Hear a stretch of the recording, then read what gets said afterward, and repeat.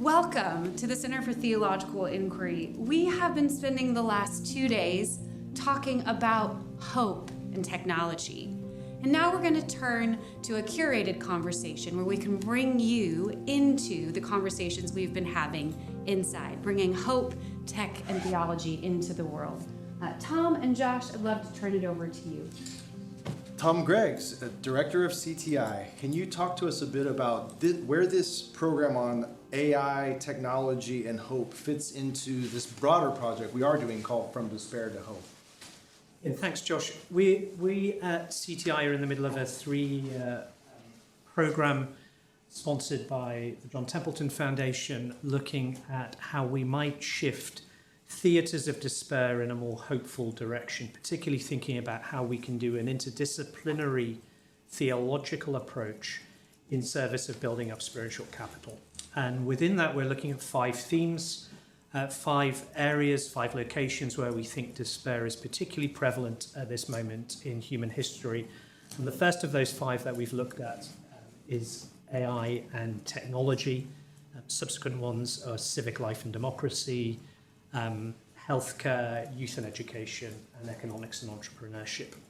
And the aim is to try to bring together the best wisdom that's available from the theological tradition with real expertise and real learning on the areas that we're inquiring into, particularly in this context, AI, in order to be able to find a situation or to create a situation in which we might have something meaningful and something deep to say to the theatres of anxiety and despair that are there in the world at the moment. That the ancient resources of faith may have something significant to say to the contemporary problems of today. We've been here for the last 2 days with our scholars in the program, other scholars who are at CTI, as well as folks in the media who are working at the intersection of AI and religion and theology, folks who are working in the kind of the intersection of industry, tech, and universities. What are some of the emerging themes that you've seen in these 2 days, which we now want to bring out and go public with? It's really hard to begin to summarize what's been an extraordinarily rich couple of days of discussion. And in one sense, I think we have a much clearer focus on the fact that the location of hope is never going to be the technology itself, that the location of hope is always going to be found external to that. But then the question emerges as to what it means to find hope in a way that can be meaningful to a technological artificial intelligence context. One of the ways I think one of the places I think that we've got to is to say that simply looking at ethical questions, simply looking at the necessary ethical and legal questions around AI is probably never going to create a condition of hope. What it may do is reduce or minimize or limit notions of despair, but it's never going to actually provide a hopeful context. But there may be proximate hopes that we can get from something like AI.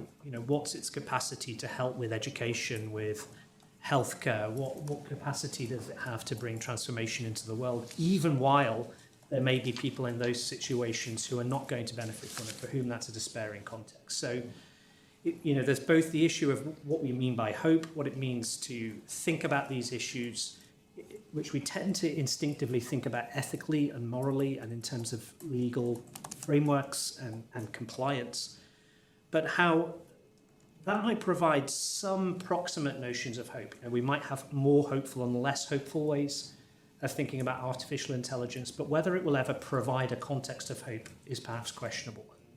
So the other thing that we've been thinking about particularly is where are the loci of hope? Where are the places in which people might place hope? And within their broader narratives, their broader meta-narratives of hope, what kind of space will we find for a society confronting questions to do with AI in the same way that society has confronted all kinds of other questions across eras of millennia, never mind simply even the last century or so. So I think that's one theme that's come out. The other theme I think that's come out a lot was that so much of the discussion around AI is actually really a discussion around what it means to be human and what a human distinctive might be. And in that context, actually, faith traditions have a huge amount to say. The Christian narrative, the Judeo-Christian narrative, and for that matter, other faith traditions have huge amounts of wisdom to offer that perhaps our value, our worth, our distinctive isn't necessarily found simply in our being some notion of the apex of creation, but might be found in other places as well. And what would it mean to explore those places? What does it mean to think about finitude in this type of context, all the while recognizing the lament which hope necessitates? That there is always, the reason why we need hope is precisely because it implies a context of lament in knowing that the world could be a better place and that there are problems that we face. So they're the sorts of themes that we'd be thinking about. You know, there certainly have been discussions around the guardrails, the ethics of AI, and there's been questions around things like consciousness or what we mean by intelligence and all of the usual abstract theological and philosophical questions that we might want to ask. But I think that the conversation has been much more grounded in certain ways in saying what are the locations of hope for people? What is it that people value about being human? What are the things that we might discover from this conversation that actually help us to flourish more as human beings, not because AI is doing all of these things that we previously had to do and were responsible for, but because maybe it helps us to discover some areas of enjoyment, some areas of finitude, some areas of particularities for us as human beings, which can't be displaced. You know, even as the gap maybe narrows and narrows, what will it mean for us as human beings to flourish in the context of AI by being genuinely human and learning more fully what it means to be genuine? So they're the types of things we'd be thinking about. Final question. I mean, some people might come along and say, well, it doesn't seem like theology would have all that much to say about a question like AI, but the conversations we've had here have made it kind of clear that no, actually there's a lot of places where theological engagement really counts on the ground, to quote your mentor, Dan Hardy, former director of CTI. Yeah, no, I think there is. I mean, you know, and there are obvious places that people go to that I don't think are actually the wisest places to go. So one of the places I think that people go to are things like to do with omniscience, or, you know, what does it mean to think about AI almost as a god, or AI idolatry, or whatever we might think. And then maybe another place is to go to those kinds of legal traditions and ethical traditions that we have. But I think the most worthwhile conversations that we've had, or the stuff that counts most on the ground, has been about what it means to live within a narrative or a story or an arc of a story that involves hope, and that says this hope is going to prevail come what may. And that, of course, there are going to be problems along the way. Of course, there are going to be drastic moments of injustice and great moments of lack of peace and of struggle and of difficulty. But within that broader arc, there has to be a hope in something that's greater. And in fact, the conversation just ended, the in-house conversation ended just a few moments ago with some reflections on different ways in which we can understand what religion is. So there's a debate in Cicero. So we're going right back, you know, to the beginnings of the first millennium. And in Cicero writes about what religion is. Where does the idea of religion come from? And there are two basic ideas there. The classical idea that Cicero's resisting is that religion comes from religare, meaning to bind, that it's about a set of ethical frameworks, a set of ethical tools, a set of laws, a set of responsibilities. And Cicero challenges it by saying, no, it's about religare, it's about rereading. It's about repeating, it's about saying over and over again these words that are significant and living into them.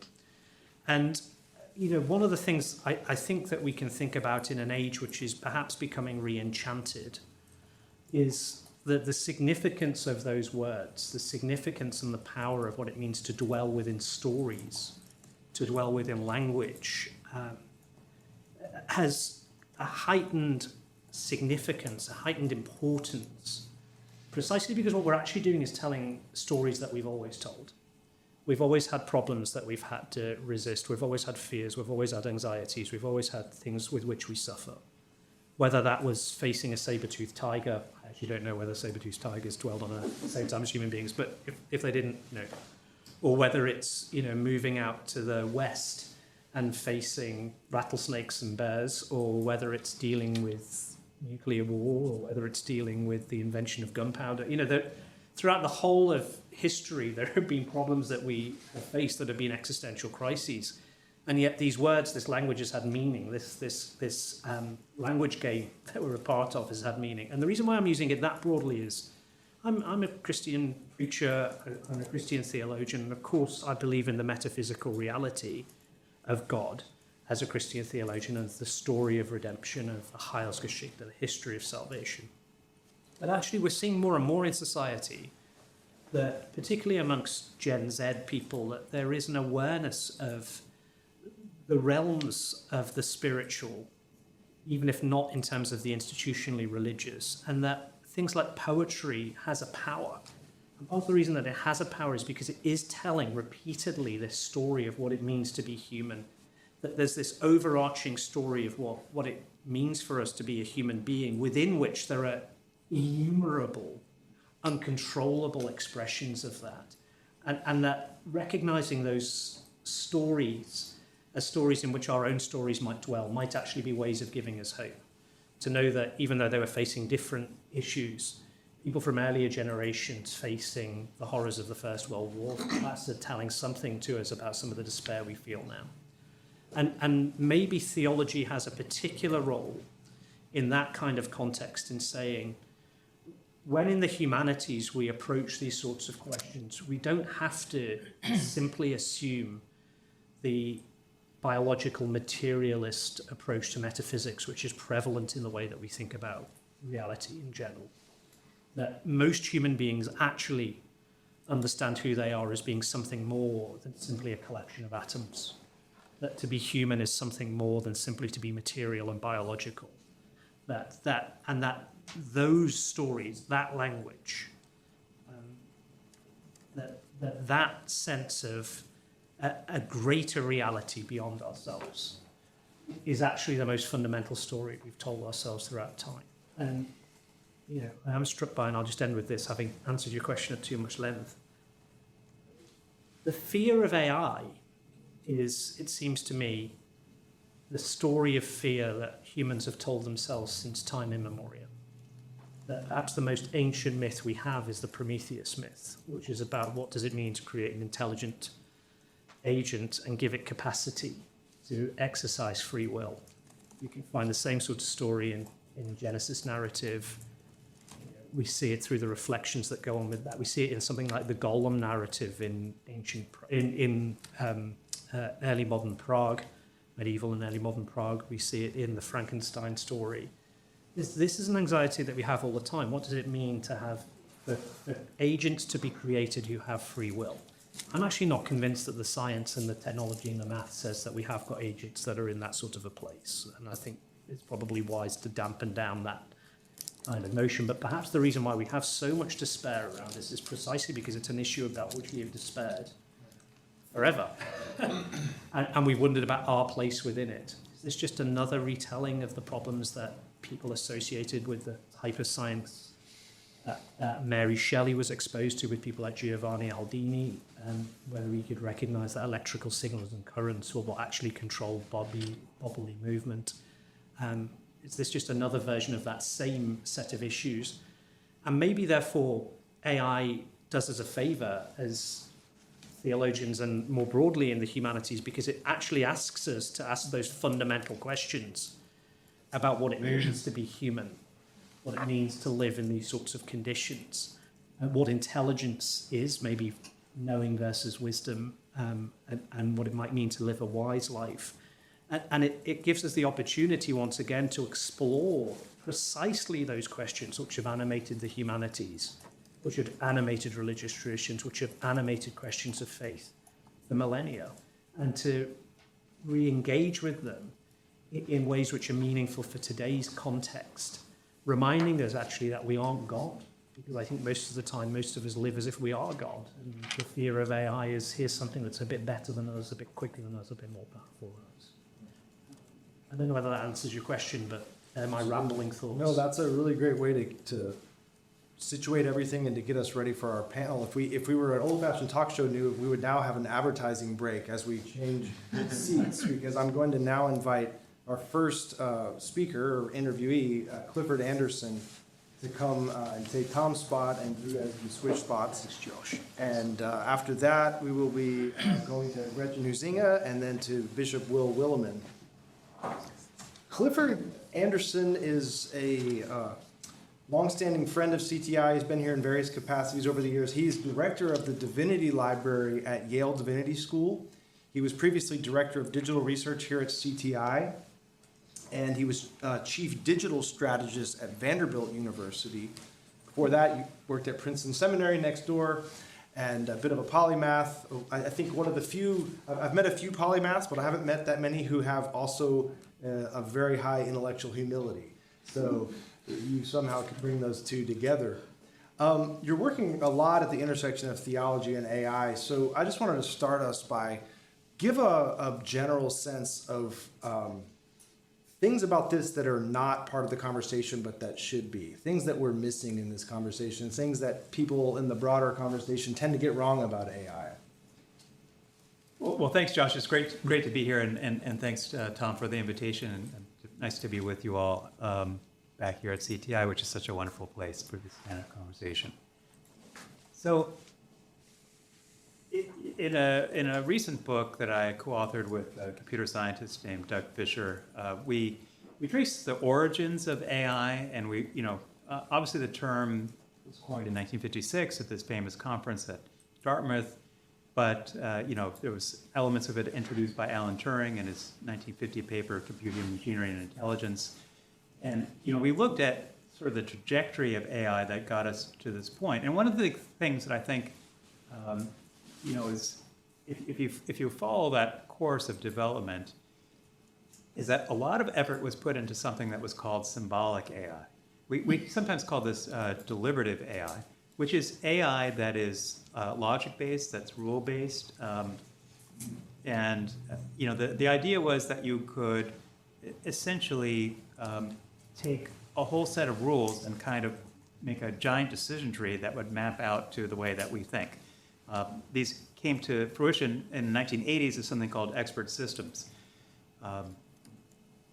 What we have now, though, is a different trajectory of AI. Sometimes it's called sub-symbolic. We call it reflexive AI, generative AI. And this is based on the model of neural networks we call deep learning. There was a question whether you could scale these neural networks between one or two levels. It looked like that might be an impossibility, and there's some really great work done to do what's called gradient descent to show that you can propagate the errors in the right ways to tune these weights in these neural networks and grow them to the size that we have now, which is, I think, trillions sometimes of different weights that are making decisions. What I think is important about that, though, is that there are these two paradigms of AI, and we're not done yet with the competition between those paradigms. Because what we see, I think, in terms of what's happening in generative AI, it's amazing ability to replicate patterns of human language. And, it's been derided as what's called a stochastic parrot. Maybe you've heard that term, which is to say that it's, just parroting back human language in a kind of random way to us. But I think that anyone that engages with the AI on a regular basis sees that, at a certain level of scale, it's amazingly coherent, and it's, sometimes uncannily unable to carry on a conversation with us in directions that we wouldn't have been able to anticipate. Nevertheless, there are all these known problems that, I think what we might call patches for: ability to do logical reasoning, ability to even count the number of R's in the word strawberry. Now we've overcome that problem, but nevertheless, there are these, even alphabetizing. As a librarian, sometimes you want an alphabetical list of various things, and it gets the alphabetical order wrong. And you think about, okay, this is this incredibly brilliant machine, and yet it can't do very simple tasks that for humans we would say okay, that's at the kind of kindergarten, first grade, second grade level. So what's happening here? Well, we need to think about this alternate paradigm of symbolic AI, which is able to actually think more rationally and more deliberately and actually reach provable conclusions that we can then go back and audit and say, yes, we see the chain of reasoning that led us here. So I think that one of the things that we're probably going to see is the more and more effort in integrating these two. Everything that exists now on a commercial level is what I call hybrid AI, because it does actually draw in elements of both. But what I think people aren't talking about enough is, when we're thinking about AI, how are we going to integrate these types of systems in a way that leads to something that we might actually call artificial general intelligence, which is the goal. You could ask from a theological perspective, should that be the goal? But that's the goal of a lot of the companies that are out there pursuing these commercial AIs. And I want to raise that theological question. So where do you think theology should come into that conversation? And in general, when it comes to AI, are you hopeful or afraid? Well, I think I'm generally optimistic. What I'd say, though, is it's really important to think about the scenarios and where we're going, because there's a certain sense in which there's the group called AI accelerationists. They're just pushing forward for these solutions that they hope will bring about, kind of utopia. I mean, I think that's the hope. But there's also all kinds of externalities that are making people rightly worried. For example, as you build bigger and bigger data centers, there are large environmental costs. Obviously, we're using up larger parts of our environment to generate tools to equip these systems, and at the same time, they consume water and electricity and all kinds of things like that. So, I think we need to have a better sense of where we're going. So I think there are theologians that are concerned with the environment that are thinking along those lines. I personally am also concerned about where we're headed in terms of what this artificial general intelligence might look like. We've talked, and I think Tom mentioned like a little bit better than us, but actually that the what people are hoping is for a super intelligence that gets exponentially better than us. And one of the concerns is, are we prepared to live alongside super intelligences? And if so, what would that life look like for us? Now, again, you kind of have to believe the story that there's a path to get there. I'm not fully philosophically convinced that we're on that path. But as I say, part of that is I think there are reasons to think we can't just follow an LLM model there. If we get these hybrid approaches, perhaps. So I think for theologians, we need to get into that conversation because, and to some extent we're already there, because it really is eschatological, potentially apocalyptic. I've been reading this book by Eliezer Yudkowsky. If you don't know that book, it has a wonderful title, If Anyone Builds It, Everyone Dies. So it's meant to scare you, right? It's a terrifying book. And it's all about, the unintended consequences of superintelligence. The main worry there is that we try to align AIs with our values. That in itself is a very difficult exercise because we don't all agree. And, as theologians, we're different than philosophers. And since, at least philosophically, you could have a theory that everyone would agree on as some real theory. It's possible. It's not the case. But as theologians, we know there are just fundamental differences between people who follow Jesus Christ and don't in terms of what their commitments are. So we can't necessarily align AIs to everyone's shared commitment, but some subset of that shared commitment. What that subset is, it's hard to actually figure out. And then, as Yudkowsky points out, we have to do that in a way that we don't get it wrong. Because if we have superintelligence and it breaks out of those limits, there's no way to put it back into the bottle. No easy way. In that case, the worry is that the superintelligence will disalign itself from our values and follow its own path in which our existence may or may not be relevant to it. That's the worry.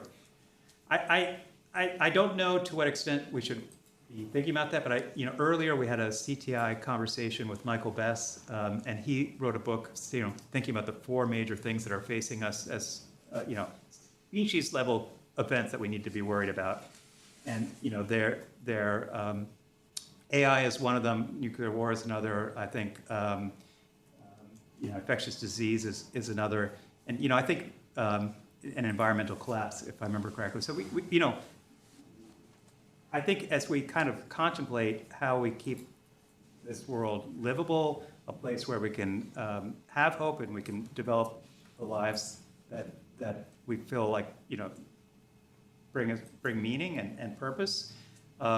We want to make sure that whatever AI we develop is serving that purpose. And I think that's a theological thought, which is we want to bring AI to serve the kingdom of God rather than to potentially be one of these catastrophic events that we have to face. So remind me, where do you see the optimism then? Yeah.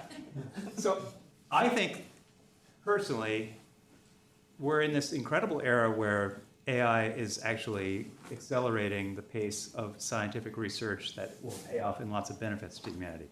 We see this at the university. So one of the things I think is really interesting, and I've mentioned this quote to some of you over lunch, but AI is here, but it's kind of like, as William Gibson, the science fiction author, has written, the future is here, but it's unevenly distributed.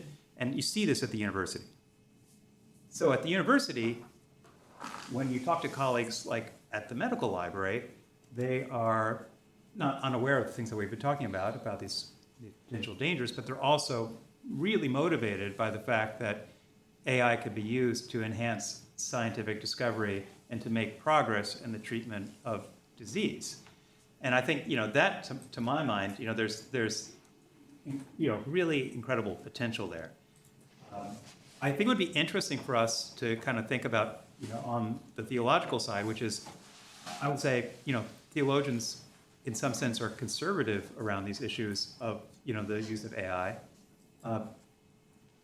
Maybe for good reasons, maybe out of prudence and caution.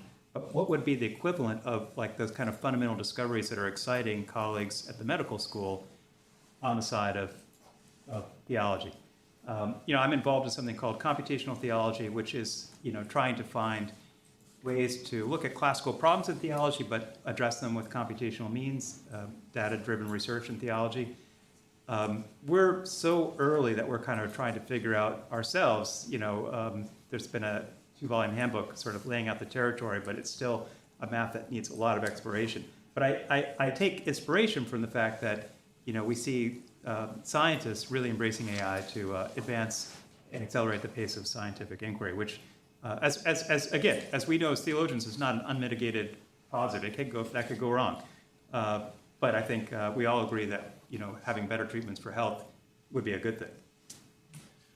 I want all of us to give thanks to Clifford for this great conversation, and as we do that, we'll invite Gretchen Huizinga to the floor.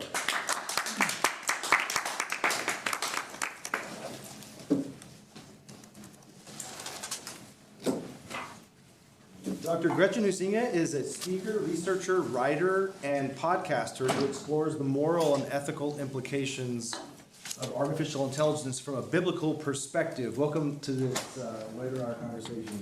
Thank you, It's great to have you here these last 2 days to enrich these conversations that we've been having.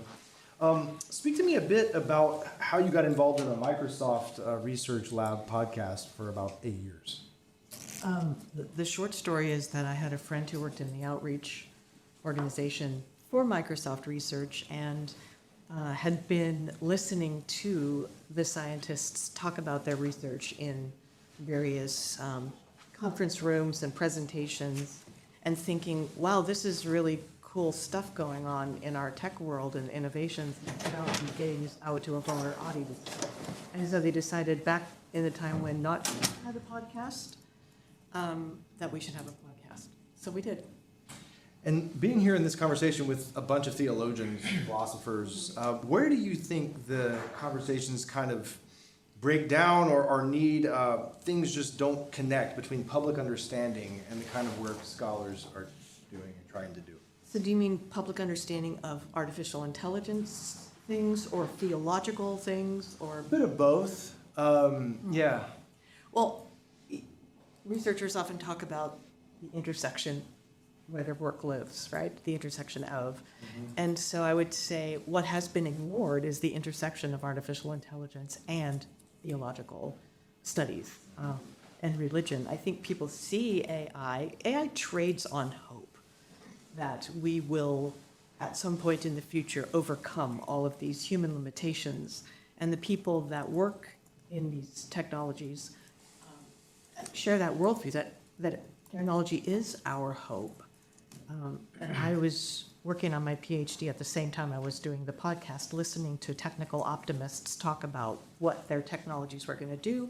A lot of it had to do with medical discovery, drug discovery, solving problems that we hadn't been able to solve before, questions that we hadn't been able to answer before, thinking that AI could help us do that. And as a Christian, follower of Jesus, I thought, there's already an answer to a lot of the things they're trying to solve with technology in Christ. And so through kind of calls from God and promptings from the Spirit and also just understanding the landscape, I thought, well, I raised my hand. Here I am, send me. Part of it, anyway. So anytime you open a newspaper or so much stuff on AI, and we can all read so much about it, where do you think there's aspects of that conversation? What are we missing in that? What is misframed? What do you want people to talk about it in a different way? I like the theme of this conference, this convening, where people have raised questions and raised different questions. The whole thing, well, that's the wrong question. We should be asking this question. I think that is something we ought to bring to the AI conversation. I give a talk called To GPT or Not to GPT. And as I quote the Prince, that is not the question, actually. It's more not Hamlet, but more King Lear, is man no more than this? And so when we look at what AI is challenging of our humanity, that's been this question of, what does it mean to be human in the age of AI? One of the questions I'm asking is, what does it mean to be God in the age of AI? Do people know what the attributes and characteristics and qualities of God are so that they can understand what it means to be made in God's image? And so I think we talk about human AI alignment. I've been talking a lot about human divine alignment. And so just kind of moving questions around and saying, where is our starting point? Is it the right starting point? What were some of the sort of takeaways from all these? I think it was 100 podcasts you did with, what were they, tech folks in computer science and everything? What was that like, and what were some of the things you walked away from that? Well, it's hard to boil it down because Microsoft Research addresses everything from programming languages to quantum computing. And AI started to be sort of main stage entertainment at about 2012 when deep learning hit. And then since then, they've been sort of at the forefront, tandem with OpenAI. It all exploded in 2022 when ChatGPT escaped the lab. As I like to say, it was an accident a little bit. They thought it was going to be a research preview, and then it turned into 100 million people using it in 2 months. So I'm not answering your question. I know. How do you boil down the spectrum of technical research into what do I take away from it? I could say this, that most of the people working in technology believe in their heart of hearts that they are doing something good for humanity. At the same time, they hope that, say, Satya Nadella will notice their work and it will become a unicorn app and they'll be a billionaire. And so I had a Q&A session after one of my talks, and a young student asked, are technologists utopianists or capitalists? And I said, yes. And it is a weird place to inhabit because you really do, the stereotype of the billionaire technologist who hires a guru and goes off and does the ayahuasca thing and searching for meaning at the same time that they have all this money. So it's a weird space. I think the takeaway is there are bigger questions than just earthly human flourishing that I bring to it. The other thing that I would say overall I see is this idea of building an ecosystem of ease. Technology has always been, how do we help humans do things faster, better, more accurately, et cetera. And many of the conversations at this convening have been around those topics. But I'm leaning more and more toward, can I just say Kim Kardashian? Everything on you is fake. Isn't AI intellectual Ozempic? In some ways, it's like, am I doing something that is not really me, but representing it as me? And I think it finishes the picture, if we can modify ourselves to be anything we want, AI helps us to modify our intelligence, our cognition, our abilities, our mental abilities. It says so anyway. I absolutely believe that it doesn't. I believe the opposite thing happens, that it takes away from us what we really need to do to get there, but that's what So theologians, give us advice. Theologians, philosophers, for the most part, we want our work to count. We want people to read it. We want to have an impact. Few people want their book to just sit on the shelf and never be read. What would you tell us to do to actually have that impact? This has been a conversation of this couple of days. And I don't have advice except, this is an age-old problem as well, is how do you bring youth into the plebes? And do we want to make our work accessible by changing the language? And the phrase we've used is dumbing it down, but that's kind of an insult. But I do think that there is an academic kind of elitist idea that if people can understand my work, then I'm not as smart as I think I am. And so, and there's a jargony nature to academic writing, dense, impenetrable prose.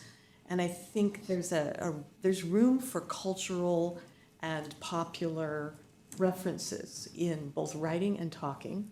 I have found that to be the case. Lots of times we've talked about art, poetry being sort of the more erudite version of it, but I'll say film and video, film and TV. Every time you'll see artists at the forefront of recognizing things in society and then bringing it to us. We see it in literature and film before we see it in science, which is why we have science fiction, and then it becomes science. And so I think one of the first people I interviewed at Microsoft Research, Stephen Drucker, was making data visualization. How do we do this? And that's one of the things, right? How do you take data and make it accessible? They have dashboards and all kinds of things that they talk about. But he said, the biggest thing I tell my students is they need to learn stand-up comedy. And what do you mean by that? Well, it's like, work the room, engage the crowd, speak language. If you have to translate from your academic language to language that someone will stop the glazed over look, and I get that, even at this conference, I've told people, y'all are dropping names of theologians and artists and so on that I've never read, never heard of. I know I have things you don't have never heard of either. I'm not sure what they would be. But when you start dropping names like that, you lose me. And so I think you can do that inside. But for outside, it's find ways that, if you watch movies, reference them. One of the big ones has been WALL-E. If you talk about the floating folks who've basically abdicated responsibility for everything to a machine, that resonates with people. They can see that, and they laugh about it, but they see the realness of it. So, and then don't be afraid. I forget who I was talking to, but it's like, take your books with you to a talk. It involves it was Lori. It involves some schlepping, but people, when they hear you talk, if you're giving a talk or a lecture someplace, but you've only got your books in an academic library or something, but you want people to read them, that's exactly when they're going to be interested, is they just heard you talk, they're engaged with your work. Sell your books. Also, I'll add this last thing on that question. Recognize the fact that we have a non-reading culture right now. Whether we like that or not, whether we want to change that or not, is a separate question from the fact that they don't read.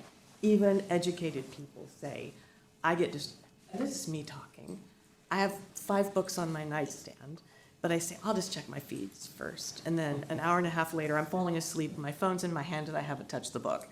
So I think we have to, what did Tom say?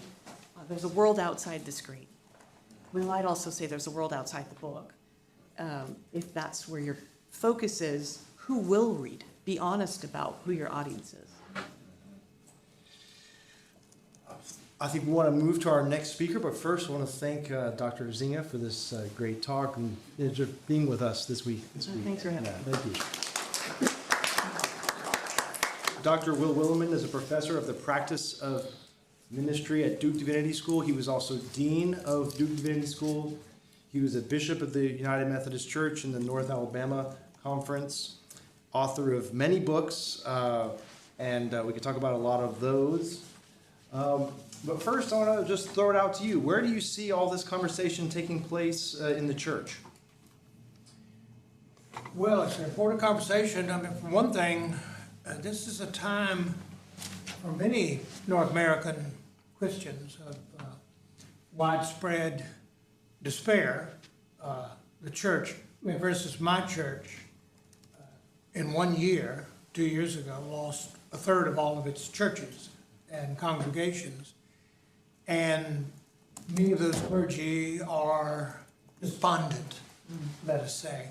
And there's a widespread diminution of church in North America, attendance, giving, etc. So that, another thing, I'm campus minister for 20 years, and in conversations with like college students, I'm sort of surprised that there is hopelessness among them in varying degrees, often related to their assessments of the economy, often related to AI, and wondering how is AI going to mess with my future.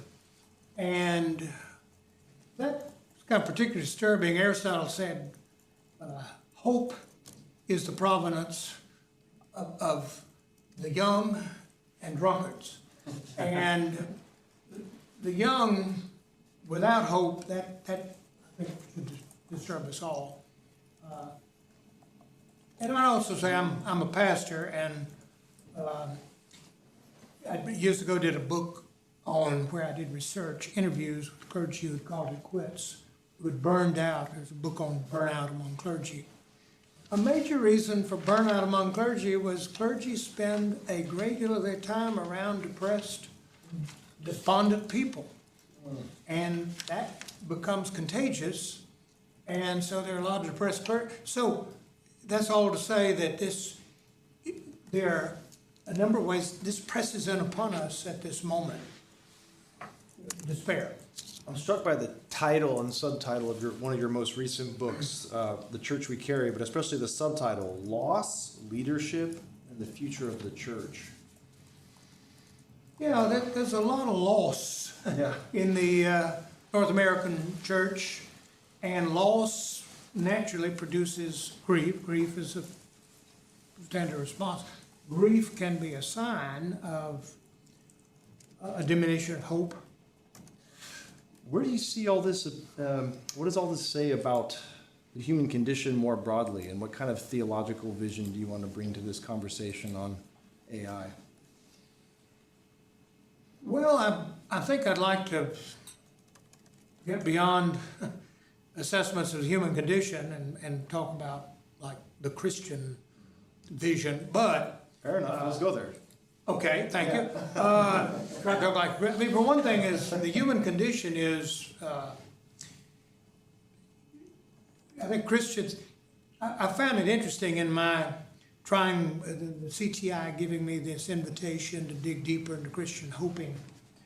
Christian hoping, I think hoping, eschatology, last things, future, that is Christianity. In fact, I've just been impressed that so much that Jesus talks about, it's not now.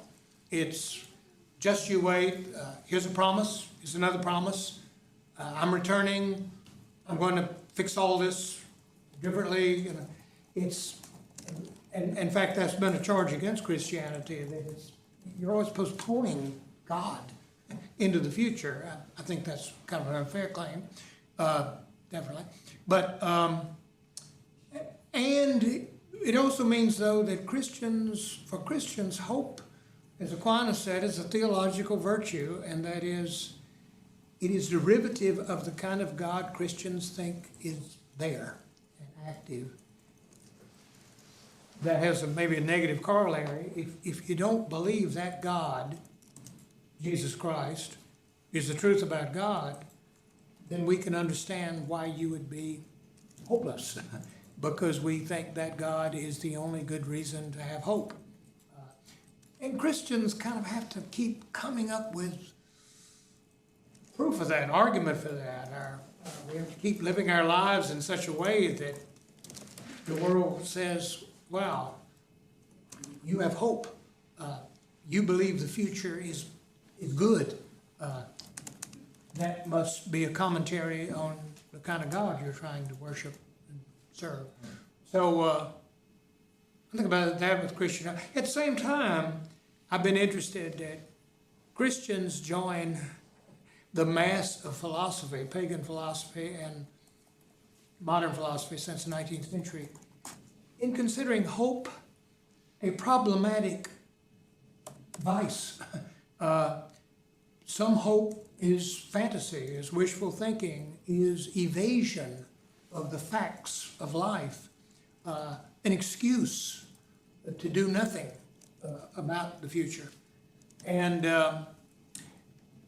AI comes to mind. Christians, I think, are in a difficult position about AI, of saying, it's probably it could be a gift of God, it could be the Holy Spirit, could be implicated in all that invention. Yep. And because it is a human invention, it is therefore likely to be a source of human idolatry, rebellion, sin, and that, in fact, that may be the kind of contribution we have to offer to the discussion, we Christians, to say, yeah, it's some ways a gift of God, but so is sex, so is material well-being, and we've managed to pervert those down through the ages just fine. And, I will say one thing about AI. By the nature of AI, it appears to me, it has particularly God-like qualities. And, for instance, I dare say a lot of people I talk to believe that when they say God, they're talking about power, unlimited, unboundaried, eternal, omniscient, omnipotent. That's God. Well, AI says, well, that's what I do. I do all that. But maybe a good time for Christians to say, I'm sorry, when we say God, we're talking about a crucified Jew who was tortured to death by the government and authorities, and then was raised. That's what we're talking about. And so this may be a good time to kind of recover that, what does Jesus Christ mean for all this discussion? It strikes me that one of the ways this conversation might go is like, hey, AI is the way of the future, the church has to get on board or it's going to be left behind. And it reminds me of one of the books you co-wrote with Stanley Hauerwas, Resident Aliens. Oh, maybe Thank you. We shouldn't be just getting on board and going, maybe the church is a pilgrim. Yeah. And the church has had a long struggle with, do we get on board here? Can we bless this? Or, is this satanic, problematic?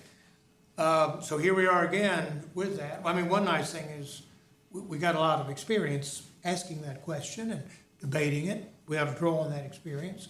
And here at CTI, right, doing that history. But once again, we find ourselves having to say, yeah, it's useful, but it's also playing to some of my worst characteristics. I would not only like to be a good person, I'd like to be God if I could have the opportunity. I'd like to be immortal. I'd like the things I make to be immortal. Well, AI, it could be said, particularly plays to that, flatters that in me. So be careful. And maybe Christians are at a point of saying Jesus Christ can actually produce people who can say yes and no, and can say, thank you, AI. I mean, for instance, I'm particularly concerned that AI, from what we can tell from the surveys, is being widely embraced by clergy to preach their sermons, to devise their sermons. This seems to me heavily problematic. I actually think my sermons are instigated by, like, the Holy Spirit, and the sermon I preach is a kind of gift I've received that I am then handing over to others. I have no evidence to believe AI knows about any of that or can participate in that dynamic. I may be wrong, but from all I've seen. And so we're going to have to get better at saying, it's helpful for this, but not for that. And maybe a recovery of how distinctive, or maybe you'd prefer the word weird, it is, that Christians believe what they believe, that we engage in the practices we engage in, so. Did the survey say anything about the congregations and whether they how they receive these AI sermons? Or? You know, that's a good question, and I'm not recalling immediately any surveys about. One, I'm assuming that a lot of the clergy who responded, who used AI, lied, and the number's probably higher. But that's a good question. I've talked to lay people who say, "Hey, we'd give anything if our pastor's sermons would be more coherent, clear, substantive, and AI could probably help with that. So we're okay with it." I hear other congregations say, the fact, knowing that your pastor, who you employ as a church, to be there to represent God to you, to help teach you, to challenge you and all, that our pastor's asking AI for assistance with that, it seems to us a fundamental violation of what pastors are for and what preaching is about. And maybe I'll lean with those, to say that, sorry, I know I put a couple of my sermons in ChatGPT, and it came back, and the sermons were remarkably even more bland than I had constructed them. And I noticed that anytime in the sermon I ventured a strong claim, an assertion, AI backed off and would say, I want to suggest to you, and could you consider, well, I don't talk like that because that's kind of boring in a sermon. The other thing I noticed was every sermon they reworked the endings to say, and now, since this is true, let us go forth and work harder to be better and to do more. And my personal assessment is I'm a Methodist, and we're already doing that, and that's just another way we avoid God by thinking, gosh, it's up to me. So, I say to ChatGPT, hey, I would never say that in a sermon, and you can only urge these people to go forth and let's fight racism and sexism and the environment. Don't use styrofoam. You can say that kind of thing to these people because you don't know they're sinners. You don't know my people as I know them, and they're sinners who are being saved by Jesus Christ and forgiven and called, and you don't know that. So, and yet, that's something I know as a preacher that even though you know a lot, you don't know that. Maybe one more final question, which is, yesterday you said something really brilliant about, we want to speak, academics want to speak to broader publics, and you said something about how preachers have this great gift because, well, put it in your words, they have to get up and just, there's an audience, and they're waiting to hear something. And whereas academics can kind of send it out into the ether, and who knows what happens to it then. Yeah, I resonated with some of Gretchen's comments about that. Yeah, That stand-up comedy is similar. you got to stand up, and preaching is witness, and it's sort of standing up and saying, "I believe," and that's why I think back to hope. It's to me so sad, like time of death. You go to a funeral, and the world gathers around this person whose body is dead, and the world kind of says to preachers, "Okay, church, okay, Christians, show us what you got. Tell us, what do you say at this moment?" It seems so sad, therefore, when the preacher stands up and says things like, "She'll live on in our memories. He was a wonderful guy, and he volunteered with Habitat for Humanity, and that's what we're celebrating today." And I think, gee, that is so sad. We have, as First Peter, we have, as Hebrews said, we have a better hope than that. We actually claim we can do better than that. And so it's imperative that we preachers do better than that. If AI can help me do that, I doubt that. But fine AI, come on, work with me. But that, and also it's a funeral and funeral sermons are a good reminder. The Christian hope really is outrageous. It is the sense that God is not just omnipotent and omniscient. God is relational. God is love. This God refuses to have a future without us. We're in as our hope. Let us thank Richard Wilbur for that. Thanks, Josh, and thanks to our panelists. How do you ever follow Will Willerman? That's the problem that we all have.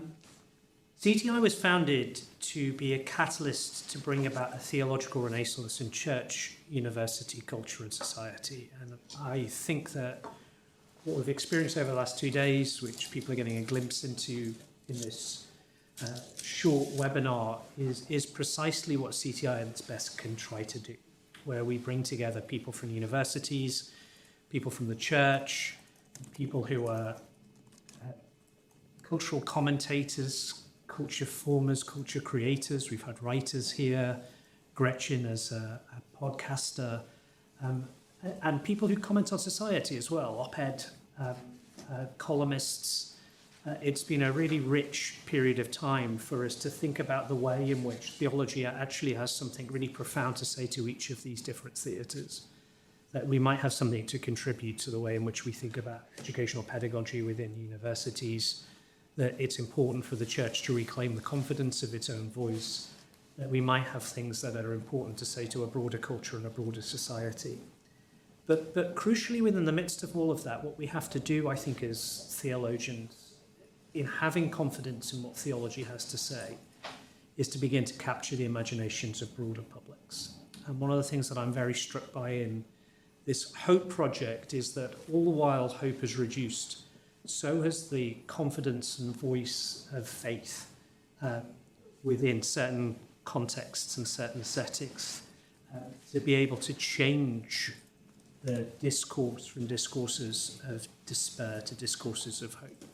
And as we've just heard from Will, the story of hope that is innate within the Judeo-Christian message is a story which should captivate and capture the imaginations of It's a story that is irresistibly relevant. But it's irresistibly relevant in a way that needs to be brought to bear on theatres and places of despair. And that demands a degree of grown-up, serious, hard-hitting thought around serious, hard-hitting issues of the age. And what we've tried to do, I think, and what you've brought out wonderfully, Josh, in examining and interviewing these folks, is the sense in which that compelling message actually has locations on the ground where it was needed to be heard and where it needs to be rethought as well and represented in fresh new ways, and where it can be translated and become meaningful within the questions that we have. The question of God has a lot to bear on the big questions that the world asks. And it's been really wonderful actually to see that displayed from people being able to tell us the ins and outs of the way in which the agents work within AI, to somebody who's worked at the interface, right at the interface of culture and Microsoft's own research lab, and to have one of the most profound and significant preachers of our generation talking as well about what matters in the way that we think about hope. At our very best, this is what we should be doing, and it's wonderful to have been joined by writers, by columnists, by people teaching in other areas of the university, by intellectuals from across different spheres. And at our best, that's what we seek to achieve.